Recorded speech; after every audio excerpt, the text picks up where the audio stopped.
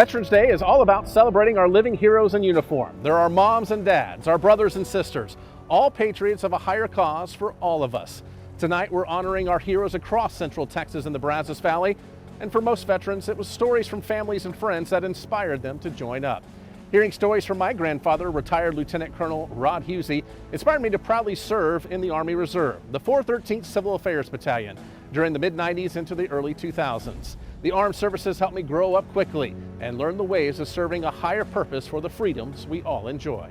On December 7th, 1941, Central Texas native J.C. Alston was only 18 years old when Imperial Japan launched a surprise attack on U.S. forces in Pearl Harbor. He would go on to survive that day and witness the final moments of World War II. 25 News anchor Todd Unger has more on this true American hero. In the house with the ramp on a chilly November morning, his chair is still there. Just the big presence of his losses, of him gone. It's just overwhelming. This is the first time Stacy Short has come back by herself to Granddad's place. They were always bringing him little things like this blanket. The memories are coming back too. This was taken in Pearl Harbor. After all, her grandfather, J.C. Alston, lived in this Troy home for 70-plus years. When you've been through an experience like he had, that nothing's more important than living every day to the fullest. That experience was surviving Pearl Harbor, where on the morning of December 7th, 1941, J.C. was on watch aboard the USS California when the unthinkable happened. One of the airplanes got close enough for him to see the whites of the pilot's eyes. The noises and at first they weren't sure what it was, but whenever the torpedo hit the ship, there was no doubt in your mind. Swimming through the oil and the fire, and there was a tanker next to his ship full of fuel that if it had been hit, then none of us would be here. The Pacific. After Pearl Harbor, J.C. stayed in the Pacific Theater another 3.5 years, even witnessing Japan's surrender in Tokyo Bay. I was thinking about all the people that get killed if we didn't win. 3 years ago, we caught up with the decorated war hero on his then 95th birthday. Everything. That means that's what I fought for, and it's still here. The American flag, a representation of everything he fought for and then lived for after he returned to Central Texas. He wasn't just a Pearl Harbor survivor, that he was the best patriarch a family could ask for. He married, had children, grandchildren, even saw great-grandchildren. His job for decades, the local VA. Didn't want anyone to forget what the country went through. And eventually, he started opening up, too, about the horror of that day in the harbor. It never left him, but Stacy says it didn't define him. On this Veterans Day, the first J.C. will miss, his family says they'll miss him even more. He passed away on October 20th, which is the same day that he discharged from the Navy in 1945. A sign from above? Maybe. What his family knows for sure is that he's watching over them now. That was Granddad. Everything he did was with love and with a purpose. After making the most of 98 incredible years. And while J.C. Alston served on the high seas of the Pacific, the men of the 332nd Fighter Group broke through the racial barriers of the 1940s and earned some of the highest honors of World War II. The Tuskegee Airmen were the first African-American pilots of the armed services, with about 1,000 black pilots flying for America between 1941 and 1946. 25 News reporter Austin Walker talked to one of the remaining living heroes born right here in Waco. I was drafted August 16, 1943. It's always been about breaking barriers for 98-year-old veteran Ira Walton. They placed me into possibility of Tuskegee Airmen. Before this time, African Americans could not be pilots, and out of the racially motivated rejections of World War I, the Tuskegee Airmen, known as the Red Tails, hit the skies, sent away to train and fly. These are American boys going to work. Here above the warm, familiar hills of Alabama, These Americans are learning to fly in those tight combat formations. Boots on the ground in Alabama, Walton developed a fever. The reviewing officer said maybe that's something physical, and we missed it. And he said, well, you couldn't fly a plane if you have hay fever, and drew a big red X on my physical. And that was the end of my aspirations for professional pilot. Big dreams crashing down. And I volunteered to get out of the Air Corps and go to the Army, and I came back on active duty. And the war in Korea started June 1950. And when the time comes, you'll take it in your stride. Communist North Korea, led by Kim Il-sung, invaded South Korea. I'm going to talk to you about what our country is up against and what we're going to do about it. President Truman pulling American troops in to back South Korea. And Korea was nothing then like it is now. You know, it was a third world country. Going there, you would feel so sad for yourself. And you just think that, I mean, why me? And we were making a push to push the Chinese back into North Korea. There was some Chinese someplace who had been bypassed, and they had mortars, and we started running, and I got in a foxhole, and mortar shells would come. You could tell the incoming would sound different. You could tell if it's coming in. And I would lay down in the foxhole, and the mortar shell would come in and fall and explode, and then I would raise up to see where it hit. And then I'd hear another one coming, and I would get back down. That was a rude awakening for sure. After his time in Korea, Walton returned back to his home in Central Texas. And I was asked for Fort Hood. Only to be called again. To know your enemy, the Viet Cong. In December of 1967, Walton deployed to Vietnam. For Walton, it's been all about breaking barriers. One of the first African Americans chosen to fly, and 98 years old, sitting on this bench today, sharing his story. A story alone, making history. Well, Vietnam veterans, we are recognizing you tonight and want to say thank you for your service and sacrifice to our country. We know that sacrifice comes in many forms. It could be someone serving overseas, it could be a family member waiting for a loved one to come home, or in tonight's case, it could be a dog protecting her best friend. 25 News anchor Brianna Malloy has their story.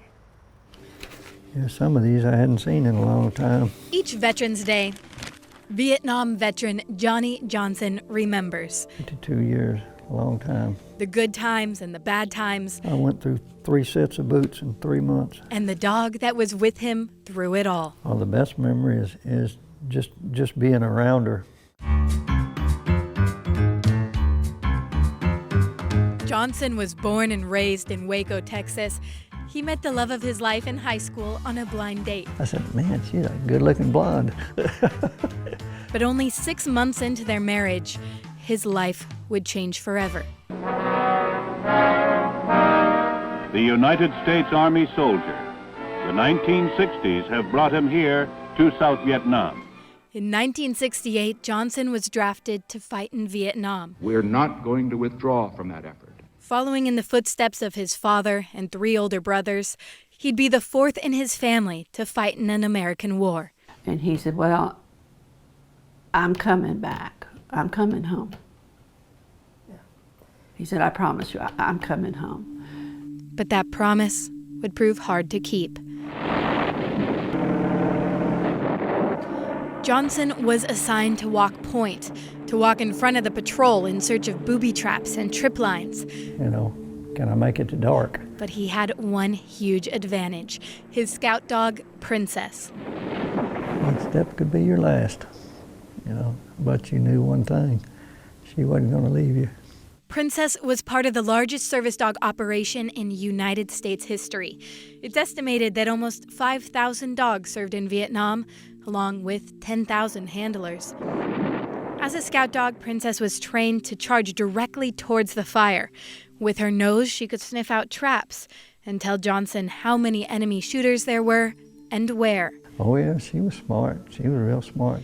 Day after day, Johnson and Princess led teams through the jungle. And day after day, he wondered, could he really keep that promise to his wife? Each step you don't know if it's your last. He remembers one day. It was raining cats and dogs during monsoon. All of a sudden, Princess stopped and laid down, and that's when Johnson saw it. About 30 feet in front of them, a thin wire tied to 2 grenades. And I said, man, that dog's good. She picked that up. He said, how'd she do that? And I said, she heard the vibration off the wire. In the hundreds of scouting missions, Johnson estimates that Princess helped save between 50 and 100 soldiers. As for his own life, probably a good 40, 50 times, you know. I thought you were going to say 2 or 3. Yeah, oh no. When you walk points, you're getting a lot more action than the people behind you do. In 1970, almost a year later, Johnson got the news that he was going home. In Waco, it was a small-town miracle. His dad and all 4 brothers had made it home safe. I made it. I told you I was coming back. I was very excited. Yeah, he was my first and only love, I guess you'd say. But one new family member was left behind. 3 weeks after Johnson returned home, he got the news Princess had died in the line of duty. She had charged 3 gunmen and opened fire, saving the life of her new handler in the process. It was hard because, you know, like I say, she saved my hide plenty of times, and, you know, she felt like it was like a family member. I hated it, but I was glad she went out fighting because that was her nature. Now Princess lives on in memory. At Fort Benning, her name is inscribed on a monument for combat dogs. She's earned it. At VFW Post 2148 in Waco, her picture hangs in the hallway next to other men and women who served. She went out doing her job. And each Veterans Day, her memory lives on through Johnny Johnson. She's getting a water break. As he remembers the promise he made and the dog who helped him keep it. She's always there because I always think of her, you know. I'm here because of you. The Vietnam War was the longest deployment of military working dogs in United States history. But of the estimated 5,000 dogs who served, only about 200 made it home. The highest honor any service member can achieve, the Medal of Honor.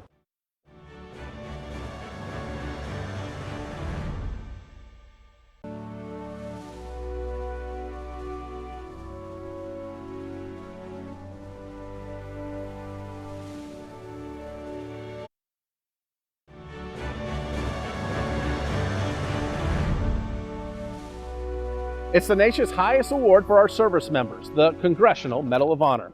There's 66 living recipients in the U.S., and one of them calls Central Texas home. 25 News reporter Nick Bradshaw tells us the heroic story of Robert O'Malley. Inside the Mills County Museum, history. I want to show you, because when I received this that day, there was 368 Medal of Honor recipients still living. Robert O'Malley is a part of that history. So lo and behold, the next day it was to the judge, and the judge turned around and said, what would you like to do? He says, well, you got a choice, go to jail or go in the Marine Corps. A small petty crime led the teen to join the Marines and head to Vietnam. Everybody got wounded. They were landing mine and 81 millimeters to do that job. Now 78 years old, he remembers the difficult times. Well, all of us were wounded. One guy died under me, Marilyn E. Marquette, 18-year-old kid. And he shouldn't have been there that early, but he was. Flipping through this book full of Medal of Honor recipients. That's me. I got a Marine Corps watch on, Marine Corps shirt on, Marine Corps medal around my neck, and Marine Corps flag there. And Robert was one of the first to receive the Medal of Honor during the Vietnam War. Whoa, it's cool in here. Leave that door open. Here at his log cabin, she turned around and says, oh. He speaks of his wife, Barbara, who recently died. Yeah. I noticed you talk a lot about your wife. Oh, yeah. You miss her? I swear she's in the house all the time, and I said, what do you want to eat, and this and that. And I'm just dreaming it and what have you. Now the Marine living alone. Well, here's a story. Sergeant Robert Emmett O'Malley did more than... The date was December 6, 1966. It was President Lyndon B. Johnson. He ignored danger. Wounded, he refused to consider his own safety. Pinning the medal on the young Marine, wounded several times. You might ask what Robert was laughing about when the medal was pinned on him. How do you put this damn thing on us? President Johnson's remarks. Since that day, he's met every president. Here's the Bush's George Jr. and his wife. You know who he is, don't you? Well, that's you, isn't it? This guy. Well, it's you right there, right? Yeah, oh yeah. I don't care about that guy. It's Mickey Mantle. I know. I threw the first ball out for the Yankees and Mets. That was the same day. We lost the game. Boston beat us. Whether it's at home. Look at all those guys, ribbons and colors. Hey, what's that around your neck there?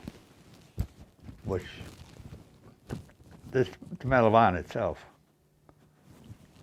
You find his true love. This is the artwork Barbara did. There's the medal there.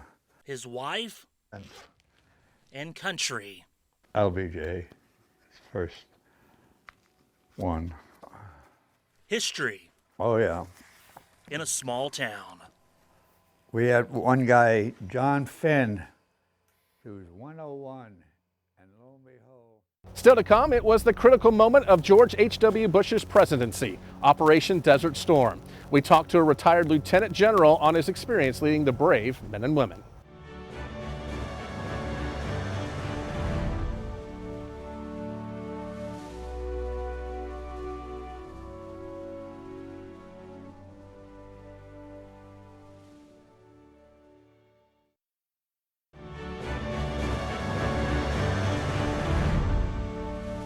Historians note that the 1980s were mostly conflict-free, but all that would change in the start of the new decade. An invading army led by Iraqi dictator Saddam Hussein threatened the sovereignty of Kuwait and global stability. A multi-nation force led by the United States and President George H.W. Bush would respond in what is known as the Gulf War. Tonight, KRHD News anchor Hallie Jones talks to a retired lieutenant general who led the brave men and women to victory. 30 years ago, Lieutenant General Randy House deployed to Saudi Arabia for what would be the beginning of the Gulf War. Well, I was a brigade commander. My task force, my brigade, had right at 6,000 soldiers, 117 M1s, 76 Bradley fighting vehicles, 24 howitzers, and associated trucks and trailers and support vehicles. In the first years of the 1990s, coalition forces made up a combined effort of the United States and 35 other nations assembled against Iraq in response to Saddam Hussein's invasion and annexation of Kuwait. This came to be known as the Gulf War. Saddam Hussein's military had been fighting the Iranians for 9 years. They were a very experienced combat force. They had top-of-the-line previously Soviet Union combat gear. So we went against a highly trained army with that was very large, much larger than the one we put against them, with very good equipment. The war consisted of two phases. The first, codenamed Operation Desert Shield, which was the operations leading up to the buildup of troops in defense of Saudi Arabia. Then President George H.W. Bush announced a combat phase in January 1991. Tonight, 28 nations, countries from 5 continents, Europe and Asia, Africa, and the Arab League, have forces in the Gulf area standing shoulder to shoulder against Saddam Hussein. The 43-day conflict known as Operation Desert Storm. We initially went in there to just protect the Kingdom of Saudi Arabia from the Republican Guards coming out of Kuwait and crushing Saudi Arabia. And then it became apparent, because the original mission that President Bush gave the military was to eject Saddam Hussein from Kuwait and his Republican Guards and other forces there. General House commanded troops for over 33 years, both in peacetime and wartime, leading every level of command from an infantry platoon in the 82nd Airborne Division to Deputy Commander-in-Chief of the U.S. Pacific Command. But leading a tank brigade during Desert Storm still stands apart decades later. I think that was the most enduring legacy of the war was fought for a very just cause. And the military got in, performed the mission, performed it very professionally and much quicker than anybody anticipated against such a proven military. And then we got out. House says the swift victory over enemy forces was in large part thanks to the leadership of America's Commander-in-Chief, President George H.W. Bush. He gave wonderful guidance to the military through his chain of command, especially General Powell and General Schwarzkopf. And then he let the military do what we do best, and that's fight and win our nation's wars. Since retiring to civilian life, House is an integral part of the growth and success of the Brazos Valley Veterans Memorial at College Station's Veterans Park. So much that when you stop and visit the Gulf War Monument, you may notice a striking resemblance. This was the new camouflage pattern we'd had up until this time. It was green and brown and black, focused on Europe. And so they came up with this camouflage very quickly, and the desert really had all these colors in it. The Veterans Memorial stands as a testament to the men and women of the U.S. Armed Forces, that their sacrifices made thousands of miles away during the Gulf War, now more than 3 decades ago, won't be forgotten. The September 11th attacks were the first on mainland America. Just ahead, we talked to an Afghanistan veteran about America's longest war and the battle still ahead for mental health.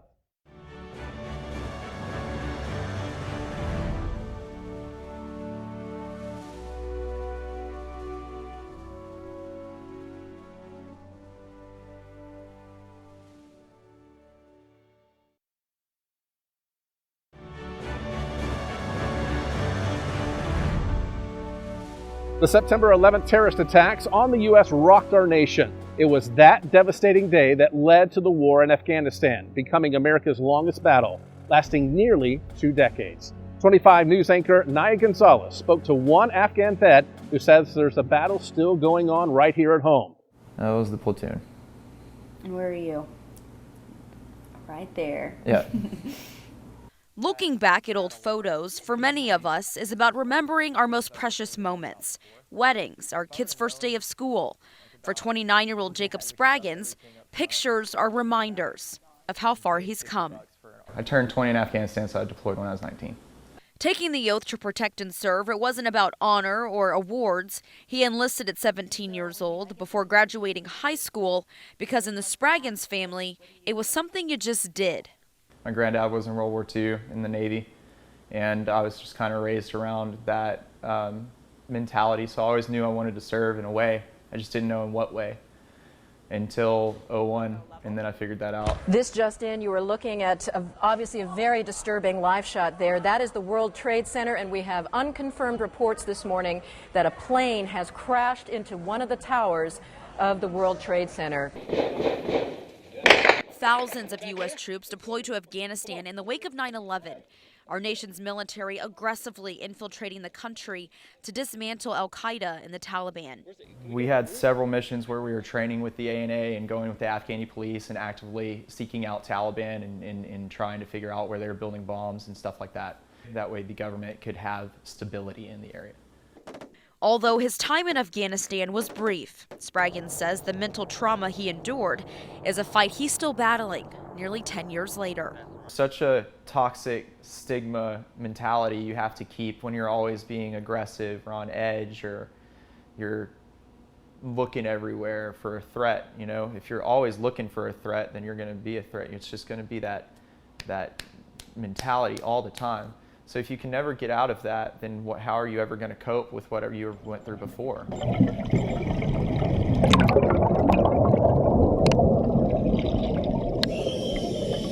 So I started diving in 2016, and I realized that there's just so much more, You know, when you go underwater for that first time and you hear your breath, and it's you, the fish, the ocean, there's nothing else that's going to change what you're doing the next 30 minutes.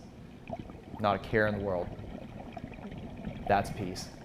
From diving and then becoming a diving instructor, to hiking some of the world's most beautiful national parks and mountains. So these come from caves.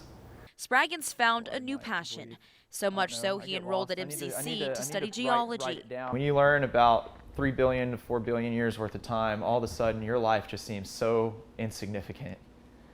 His passion for nature's beauty turning into purpose, giving his life new meaning outside of the military. Personally, I found peace through servitude. For instance, when me and my daughter go out, we go out on the Brazos, it's awesome teaching the next generation what we have to do in order to stop the problems we're seeing. So we go out there and we do what we can, and we come back with bags and bags of trash or kayaks full of trash, and we help out where we can. But it's not really about diving or picking up trash. For vets like Spraggins struggling, it's about finding peace, something that helps you heal. Realizing that you can get away from these things and that there's a greater purpose and a greater life that you can find again. His life, a testament. From the pictures on the wall to the rocks, fossils, and artifacts taken from all of the beautiful places he's been. Reminders of how far he's come. Thank you for joining us on this Veterans Day. We've heard stories of valor, stories of heroism and sacrifice, but through all of it, stories of Americans. We want to take this time to thank our men and women in uniform for their service, also their families, as we're all in this together on this Veterans Day.